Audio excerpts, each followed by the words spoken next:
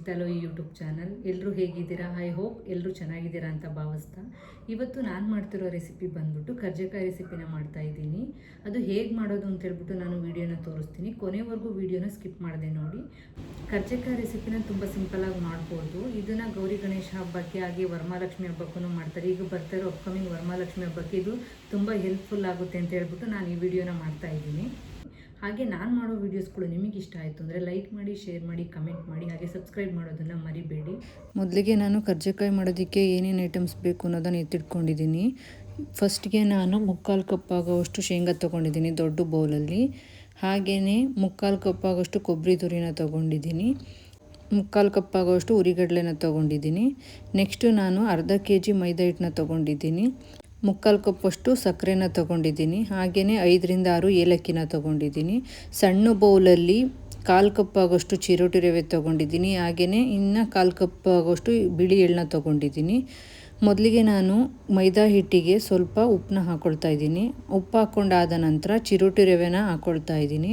ಹಾಕ್ಕೊಂಡು ನೆಕ್ಸ್ಟು ಅದು ಚೆನ್ನಾಗಿ ಮಿಕ್ಸ್ ಆಗಬೇಕು. ಆ ಥರ ಕೈಯಲ್ಲಿ ಮಿಕ್ಸ್ ಮಾಡ್ಕೊಳ್ಳಿ. ನಾನು ಮಾಡೋ ಥರ ನೀಟಾಗಿ ಎಲ್ಲ ಕಡೆಯೂ ಅದು ಸ್ಪ್ರೆಡ್ ಆಗಬೇಕು.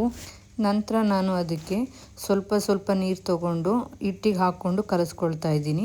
ನೀವು ಕೂಡ ಸ್ವಲ್ಪ ನೀರು ಹಾಕ್ಕೊಂಡು ಕಲಿಸ್ಕೊಳ್ಳಿ. ಯಾಕಂತೇಳಂದರೆ ಫಸ್ಟ್ಗೆ ನಾವು ಜಾಸ್ತಿ ನೀರು ಹಾಕಿದರೆ ಕಲಿಸೋದಕ್ಕೆ ಸರಿಯಾಗಲ್ಲ. ಆಮೇಲೆ ಹಿಟ್ಟು ಕೂಡ ಫುಲ್ಲು ತೆಳ್ಳ ಆಗೋಗುತ್ತೆ. ಅದಕ್ಕೇ ಹಿಟ್ಟಿಗೆ ಎಷ್ಟು ನೀರು ಬೇಕೋ ಅಷ್ಟನ್ನು ಹಾಕ್ಕೊಂಡು ಕಲಿಸ್ಕೊಳ್ತಾ ಇದ್ದೀನಿ ನಾನು ಇಲ್ಲಿ. ಇದನ್ನು ಪೂರ್ತಿ ನೀಟಾಗಿ ಕಲಿಸ್ಕೊಂಡಾದ ನಂತರ ನಾನು ಇದಕ್ಕೆ ನೀವು ತುಪ್ಪ ಇದ್ದರೆ ತುಪ್ಪನ ಹಾಕ್ಕೊಡಿ. ತುಪ್ಪ ಇಲ್ಲ ಅಂತೇಳಂದರೆ ಎಣ್ಣೆನ ಹಾಕ್ಕೊಳ್ಳಿ. ನಾನು ಕೂಡ ಇಲ್ಲಿ ಎಣ್ಣೆನೇ ಹಾಕ್ಕೊಳ್ತಾ ಇದ್ದೀನಿ ಮೈದಾ ಹಿಟ್ಟಿಗೆ. ಎಣ್ಣೆನ ಹಾಕ್ಕೊಂಡಾದ್ಮೇಲೆ ನೀಟಾಗಿ ಅದನ್ನು ನಾದಬೇಕು. ನೀಟಾಗಿ ನಾದೋದ್ರಿಂದ ಸಾಫ್ಟಾಗಿ ಬರುತ್ತೆ. ನಾವು ಒಸೆಯೋ ಎಲೆಗಳು ಕೂಡ ನೋಡಿ ನಾನು ನಾದ್ತಾ ಇದ್ದೀನಿ. ಆ ಥರ ನೀಟಾಗಿ ಇನ್ನೂ ಚೆನ್ನಾಗಿ ನಾದಿ. ನೀವು ನಾದ್ಬಿಟ್ಟಾದಮೇಲೆ ಒಂದು ಅರ್ಧ ಗಂಟೆ ಇಟ್ಟು ನೆನೆಯೋದಕ್ಕೆ ಬಿಡಬೇಕು. ಯಾಕಂದರೆ ಚಿರೋಟಿ ರವೆನೂ ಹಾಕಿರ್ತೀವಲ್ಲ, ಸೊ ಹಂಗಾಗ್ಬಿಟ್ಟು ಒಂದು ಅರ್ಧ ಗಂಟೆ ನೆನೆಯೋದಕ್ಕೆ ಬಿಡಿ. ನಾನು ನಂತರ ಏನು ಮಾಡ್ತಿದ್ದೀನಿ ಅಂತೇಳಂದರೆ ಸ್ಟಫಿಂಗ್ ಮಾಡೋದಕ್ಕೆ ಇಲ್ಲಿ ಬಾಣಲಿಗೆ ಶೇಂಗಾ ಬೀಜನ ಹುರ್ಕೊಳ್ಳೋಕ್ಕೆ ಹಾಕ್ಕೊಳ್ತಾ ಇದ್ದೀನಿ. ಶೇಂಗಾ ಬೀಜನ ಲೋ ಫ್ಲೇಮಲ್ಲೇ ಹುರ್ಕೊಳ್ತಾ ಇದ್ದೀನಿ ನಾನು. ನೀವು ಕೂಡ ಲೋ ಫ್ಲೇಮಲ್ಲೇ ಹುರ್ಕೊಳ್ಳಿ. ಜಾಸ್ತಿ ಹೈ ಫ್ಲೇಮಲ್ಲಿ ಹುರ್ಕೊಳಕ್ಕೆ ಹೋಗ್ಬಿಡಿ. ಯಾಕಂದರೆ ಬೇಗ ಸೀದೋಗ್ತವೆ. ಹಂಗಾಗ್ಬಿಟ್ಟು ಶೇಂಗಾ ಬೀಜದ ಕಲರು ಸ್ವಲ್ಪ ಚೇಂಜ್ ಆಗಬೇಕು. ಅಂದರೆ ಸಿಪ್ಪೆ ಎಲ್ಲ ಬ್ಲ್ಯಾಕ್ ಕಲರ್ ಆಗೋ ಥರ ಹುರ್ಕೊಳ್ಳಿ. ಹುರ್ಕೊಂಡಾದಮೇಲೆ ಇದು ತಣ್ಣ ಆಗೋದಕ್ಕೆ ನಾನು ಸಪ್ರೇಟ್ ಒಂದು ಪ್ಲೇಟಿಗೆ ಹಾಕ್ಕೊಳ್ತಾ ಇದ್ದೀನಿ. ಸಪ್ರೇಟ್ ಪ್ಲೇಟಿಗೆ ಹಾಕ್ಕೊಂಡಾದ ನಂತರ ನಾನು ನೆಕ್ಸ್ಟು ಅದೇ ಬಾಣಲಿಗೆ ನಾನು ತಗೊಂಡಿರೋ ಅಂತಹ 1/4 ಕಪ್ಪು ಎಳ್ಳನ್ನು ಕೂಡ ಹಾಕ್ಕೊಳ್ತಾ ಇದ್ದೀನಿ. ಎಳ್ಳನ್ನು ಕೂಡ ನೀವು ಲೋ ಫ್ಲೇಮಲ್ಲೇ ಹುರ್ಕೋಬೇಕು. ಅದು ಗೊತ್ತಾಗುತ್ತೆ ನಿಮಗೆ ಚಟಪಟ ಅಂತ ಸಿಡಿಯೋಕ್ಕೆ ಸ್ಟಾರ್ಟ್ ಆದಾಗ ಎಳ್ಳಿನ ಕಲರ್ ಕೂಡ ಸ್ವಲ್ಪ ಚೇಂಜ್ ಆಗುತ್ತೆ. ಸೊ ಆಗ ಗ್ಯಾಸ್ನ ಆಫ್ ಮಾಡಿಕೊಂಡು ತಣ್ಣಾಗೋದಕ್ಕೆ ಬಿಡಿ. ನಂತರ ನಾನು ತೊಗೊಂಡಿರೋ ಅಂಥ ಕೊಬ್ಬರಿ ತುರಿನೂ ಕೂಡ ಲೋ ಫ್ಲೇಮಲ್ಲಿ ಇಟ್ಕೊಂಡು ಸ್ವಲ್ಪ ಬಿಸಿ ಮಾಡ್ಕೊಳ್ತಾ ಇದ್ದೀನಿ. ಈ ಕೊಬ್ಬರಿ ತುರಿನ ಜಾಸ್ತಿ ಏನು ಬಿಸಿ ಮಾಡ್ಕೊಳ್ಳೋ ಅವಶ್ಯಕತೆ ಇಲ್ಲ. ಸ್ವಲ್ಪ ಬೆಚ್ಚಗೆ ಮಾಡ್ಕೊಳ್ಳಿ. ಬೆಚ್ಚಗೆ ಮಾಡ್ಕೊಂಡಾದ ನಂತರ ಇದನ್ನು ಕೂಡ ತಣ್ಣಾಗೋದಕ್ಕೆ ಬಿಟ್ಬಿಟ್ಟು ನಾನು ಮಿಕ್ಸಿ ಜಾರ್ಗೆ ಹುರಿದಿಟ್ಕೊಂಡಿರೋಂಥ ಎಳ್ಳನ್ನ ಹಾಕ್ಕೊಳ್ತಾ ಇದ್ದೀನಿ. ನೆಕ್ಸ್ಟು ನಾನು 5 ಏಲಕ್ಕಿನೂ ಇದಕ್ಕೆ ಹಾಕ್ಕೊಳ್ತಾ ಇದ್ದೀನಿ. ಹಾಕ್ಕೊಂಡಾದ್ಮೇಲೆ ಮಿಕ್ಸಿಗೆ ಹಾಕ್ಬಿಟ್ಟು ಇದನ್ನು ಪೌಡ್ರ್ ಮಾಡ್ಕೊಳ್ತಿದ್ದೀನಿ. ಮಾಡ್ಕೊಂಡಾದ ನಂತರ ಆವಾಗಲೇ ತಣ್ಣಾಗೋಕ್ಕೆ ಬಿಟ್ಟಿದ್ದ ಶೇಂಗಾ ಬೀಜದ ಮೇಲೆ ಸಿಪ್ಪೆ ಇರುತ್ತಲ್ಲ, ಆ ಸಿಪ್ಪೆನೆಲ್ಲ ಬಿಡಿಸ್ಕೋಬೇಕು. ಹೆಣ್ಮಕ್ಳಿಗೆ ಗೌರಿ ಗಣೇಶ ಹಬ್ಬ ಮತ್ತು ವರಮಹಾಲಕ್ಷ್ಮಿ ಹಬ್ಬ ಎಲ್ಲ ಬಂತು ಅಂತಂದರೆ ಆಲ್ಮೋಸ್ಟ್ ಎಲ್ಲರೂ ಮನೇಲೂ ಕರ್ಜಿಕಾಯಿ ಮಾಡೋದು, ಚಕ್ಲಿ ಮಾಡೋದು ಮಸ್ಟ್ ಆ್ಯಂಡ್ ಶುಡ್ ಇರುತ್ತೆ. ಇವಾಗ ಯಾರು ಮಾಡ್ತಾರೆ ಅಂತೇಳ್ಬಿಟ್ಟು ನಾವು ಬೇಕ್ರಿಲಿ ತರಿಸ್ತೀವಿ ಅಂದರೆ ಅದರಲ್ಲಿ ಏನು ಅಂದರೆ ಪ್ಯಾಕಲ್ಲಿ 6ರಿಂದ 7 ಇರುತ್ತೆ. ಅದು ಯಾವ ಕಡೆಗೂ ಸಾಕಾಗಲ್ಲ. ಸೊ ಮನೇಲಿ ಮಾಡಿದ್ವಿ ಅಂತೇಳಂತಂದರೆ ಆರಾಮಾಗಿ ಸ್ವಲ್ಪ ದಿನ ಅದನ್ನು ಸ್ಟೋರ್ ಮಾಡಿಕೊಂಡು ತಿನ್ಬೋದು. ಈ ಥರ ಸಿಪ್ಪೆ ಎಲ್ಲ ಬಿಡಿಸ್ಕೊಳ್ಳಿ. ಸಿಪ್ಪೆ ಎಲ್ಲ ಬಿಡಿಸ್ಕೊಂಡಾದ್ಮೇಲೆ ಮರಕ್ಕೆ ಹಾಕ್ಕೊಂಡು ನೀವು ಇದನ್ನು ಕೇರ್ಕೊಳ್ಳೋದ್ರಿಂದ ಸಿಪ್ಪೆ ಎಲ್ಲ ಆಚೆ ಹೋಗುತ್ತೆ. ಶೇಂಗಾ ಬೀಜಗಳು ಮಾತ್ರ ಮರದಲ್ಲಿ ಉಳಿಯುತ್ತೆ.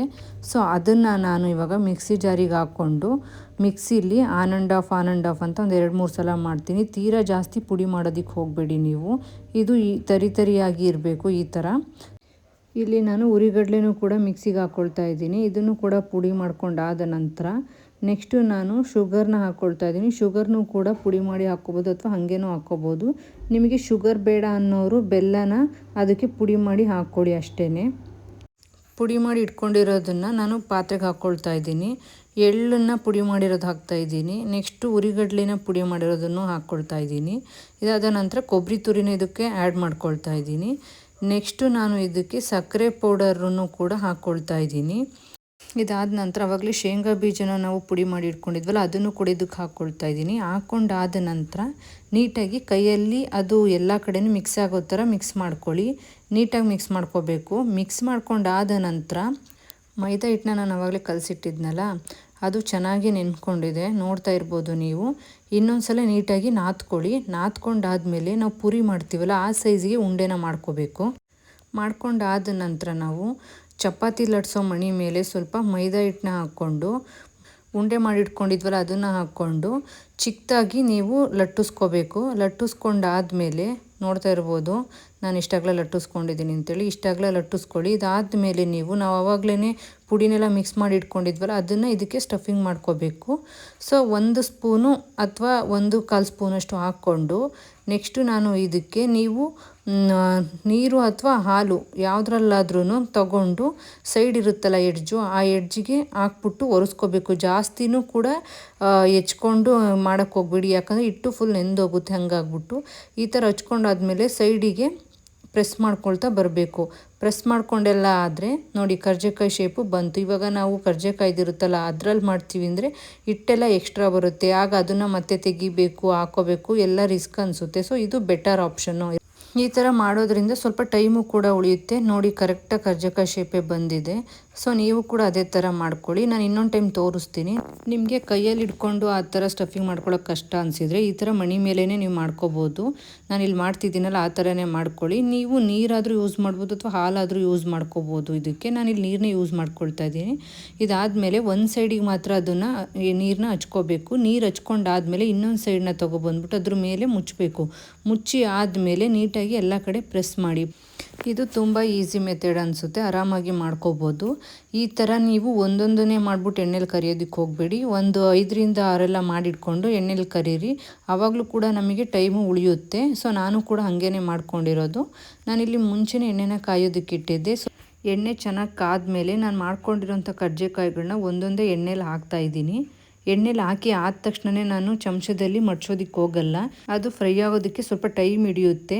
ಸೊ ಫ್ರೈ ಆಗಿದೆ ಅಂತ ಹೇಗೆ ಗೊತ್ತಾಗುತ್ತೆ ಅಂದರೆ ಸ್ವಲ್ಪ ಕಲರ್ ಚೇಂಜ್ ಆಗುತ್ತೆ. ಸೊ ಆಗ ನೀವು ಏನು ಮಾಡಬೇಕು ಅಂತೇಳಂದರೆ ಮಡ್ಚಿ ಹಾಕಬೇಕು. ಮಡ್ಚಿ ಹಾಕಿ ಆದಮೇಲೆ ಕರ್ಜಿಕಾಯಿ ಗೋಲ್ಡನ್ ಬ್ರೌನ್ ಬರೋವರೆಗೂ ನಾವು ಎಣ್ಣೆಲೇ ಕರ್ಕೋಬೇಕು. ಇವಾಗ ನೋಡಿ ಕಲರ್ ಚೇಂಜ್ ಆಗಿದೆ. ಈ ಥರ ಬಂತು ಅಂತೇಳಂದರೆ ಕರ್ಜಿಕಾಯಿ ರೆಡಿ ಅಂತ ಹೇಳ್ಬಿಟ್ಟು.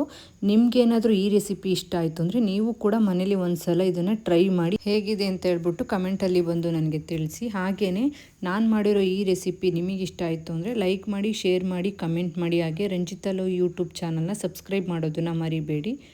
ನಾಳೆ ಹೊಸ ರೆಸಿಪಿ ಜೊತೆ ಸಿಗೋಣ. Thank you so much. Bye friends.